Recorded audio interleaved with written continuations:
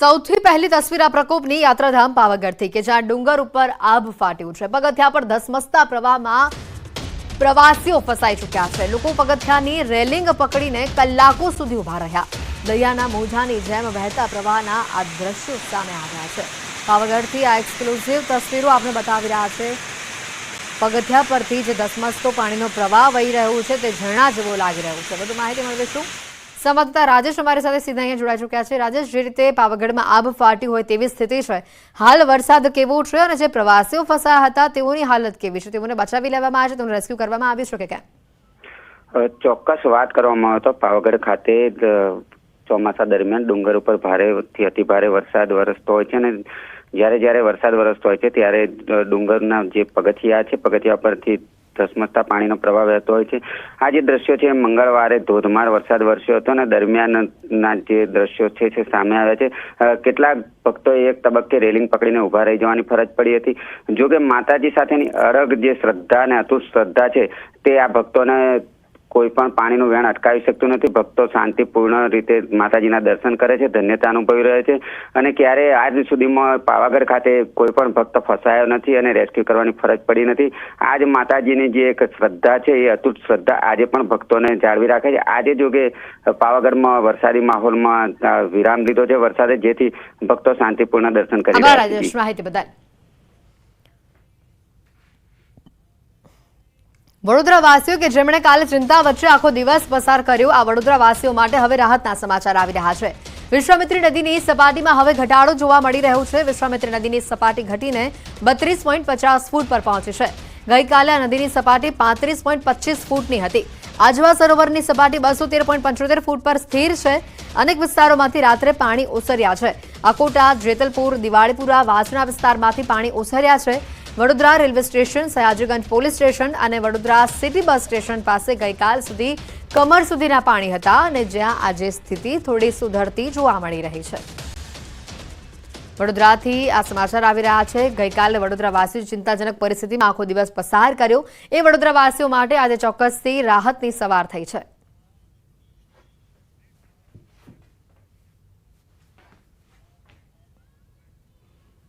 સમાચારોમાં હાલ રોકાઈશું એક બ્રેક માટે, પરંતુ તે પહેલા નજર ટોપ 3 ખબરો પર। આજે કચ્છ, સૌરાષ્ટ્રમાં અતિ ભારે વરસાદની આગાહી। કચ્છમાં ભુજનું અમીરસર તળાવ છલકાયું। મહીસાગરનો કડાણા ડેમ 89.87% ભરાયો।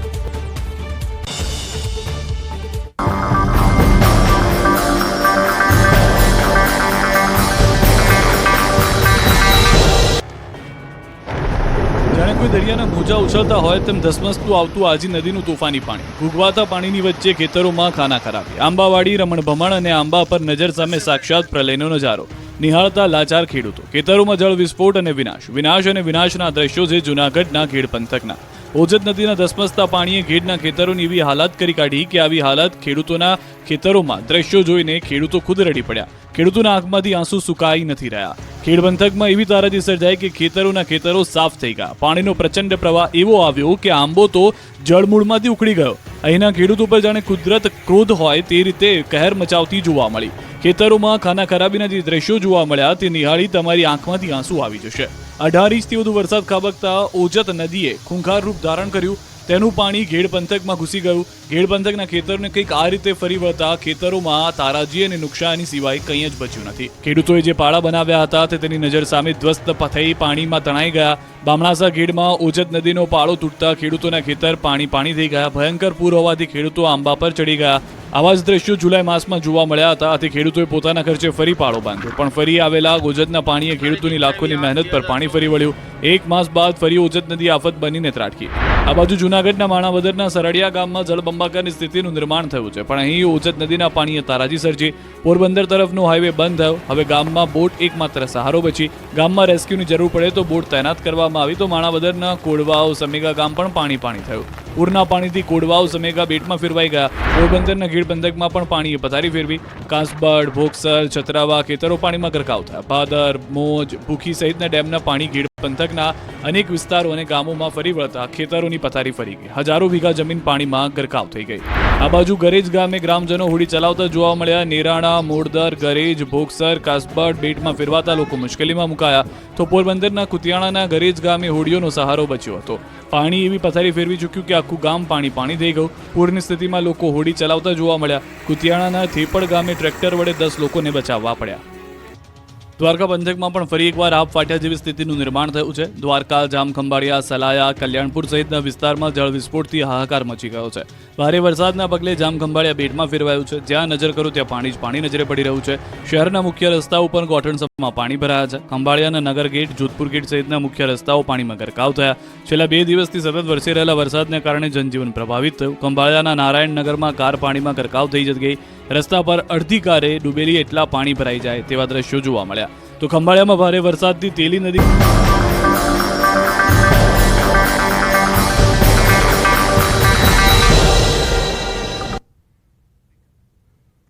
બ્રેક બાદ આપનું સ્વાગત છે અને હવે વાત કરીશું જળબંબાકારની પરિસ્થિતિમાં જીવ સટોસટનો ખેલ ખેલી બીજાના જીવ બચાવનારા દેવદૂતોની.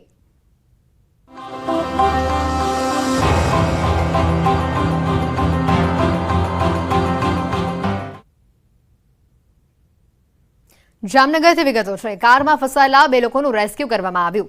દ્વારકા ધોરીમાર્ગ પર પૂરમાં તણાઈ હતી એક કાર. 3 કલાક સુધી પૂરમાં ફસાયેલા રહ્યા હતા બંને યુવાનો. સ્થાનિક યુવાનો અને પોલીસે દિલધડક રેસ્ક્યુ કર્યું.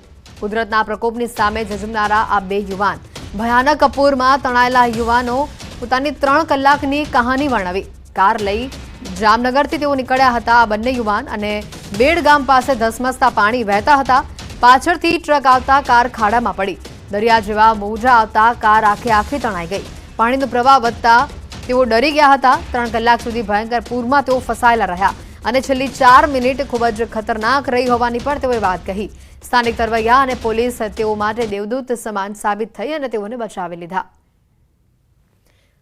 જામનગરથી જે આ ઘટનાના દ્રશ્યો આવ્યા છે કે જે 2 યુવાનો આ ધસમસતા પાણીમાં તણાયા હતા, મોત સામે જેઓ ઝઝૂમી રહ્યા હતા, તે લોકોને સ્થાનિક તરવૈયાઓ અને પોલીસે દેવદૂત બનીને તેઓને બચાવી લીધા.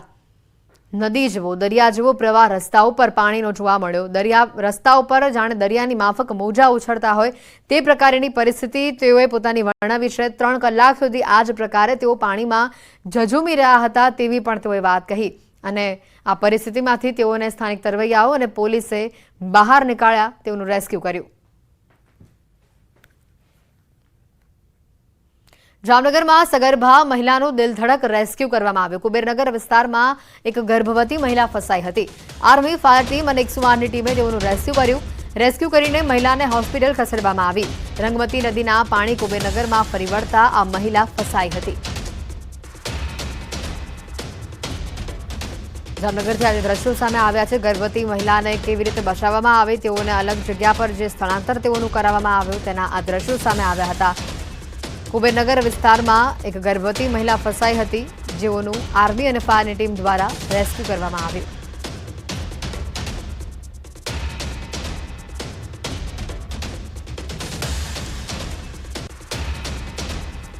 વડોદરાના આજે ઘણા વિસ્તારોમાં પાણી એ જ સ્થિતિમાં છે. ઘણા વિસ્તારો પાણીમાં હજી ડૂબેલા છે. ત્યારે એનડીઆરએફ અને એસડીઆરએફની ટીમ સહિત કોસ્ટગાર્ડની ટીમો રેસ્ક્યુ ઓપરેશનમાં કામે લાગી ગઈ છે. વડોદરામાં પાણીમાં ફસાયેલા લોકોને હેલિકોપ્ટરની મદદથી તેઓને બચાવવાની શરૂઆત કરવામાં આવી. હરણી વિસ્તારમાં હેલિકોપ્ટરથી રાહત સામગ્રી લોકો સુધી પહોંચાડવામાં આવી હતી. વહેલી સવારથી જ હરણી વિસ્તારના ફ્લેટ ઉપર પાણી અને ખોરાકની સામગ્રીઓ હેલિકોપ્ટર દ્વારા પહોંચાડવામાં આવી રહી છે. આ તસવીરો સામે આવી છે વડોદરા શહેરથી કે ઘણા વિસ્તારો જે હજી પાણીમાં ડૂબેલા છે, જે લોકો હજી પોતાના ઘરની બહાર નથી નીકળી શકતા, તેવા લોકોની બહાર તંત્ર આવ્યું છે. હેલિકોપ્ટરની મદદથી જીવન જરૂરી વસ્તુઓ, પાણી લોકોને પહોંચાડવામાં આવી રહ્યું છે.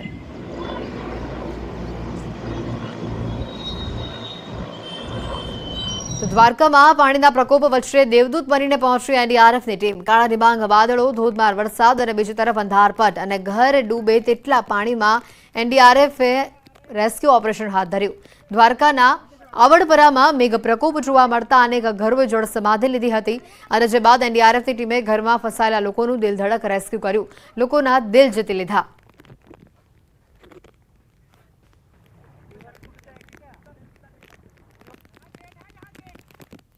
ભરૂચ, વડોદરા અને નર્મદા વાસીઓ માટે રાહતના સમાચાર છે. ઉપરવાસમાંથી પાણીની આવક જોવા મળી રહી છે.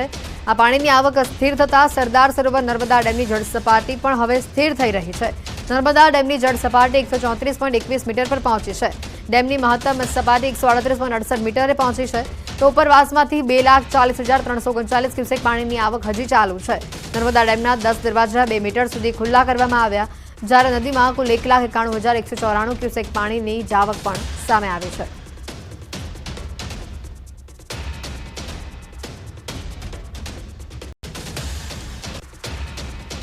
ખેડાના આંત્રોલીમાં ફસાયેલા લોકોનું રેસ્ક્યુ કરવામાં આવ્યું. 50 થી વધુ લોકો સીમ વિસ્તારમાં ફસાયા હતા. એસડીઆરએફ, પોલીસ અને તંત્રની ટીમે તેઓનું રેસ્ક્યુ કર્યું. શેરડી નદીના પાણીથી આંત્રોલી ગામ બેટમાં ફેરવાયું છે.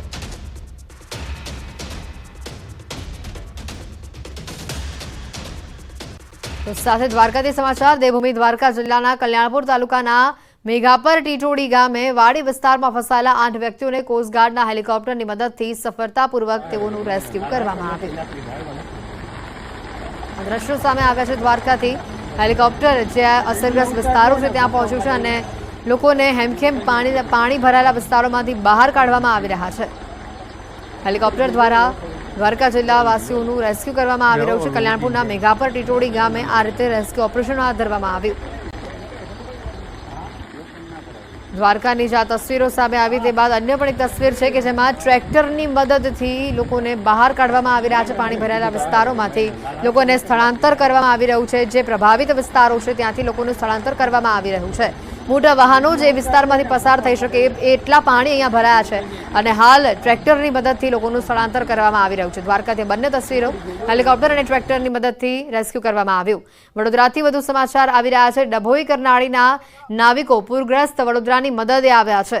નાવિકો દ્વારા 20 બોટ મોકલવામાં આવી. નર્મદા નદીમાંથી 20 બોટ બહાર કાઢવામાં આવી અને કરનાળી નાવિક સમાજના લોકો તેઓની મદદે આવ્યા. પૂરની સ્થિતિ વચ્ચે રેસ્ક્યુ કામગીરી માટે આ બોટ મોકલવામાં આવી હતી અને બોટની મદદથી લોકોનું રેસ્ક્યુ કરવામાં આવ્યું.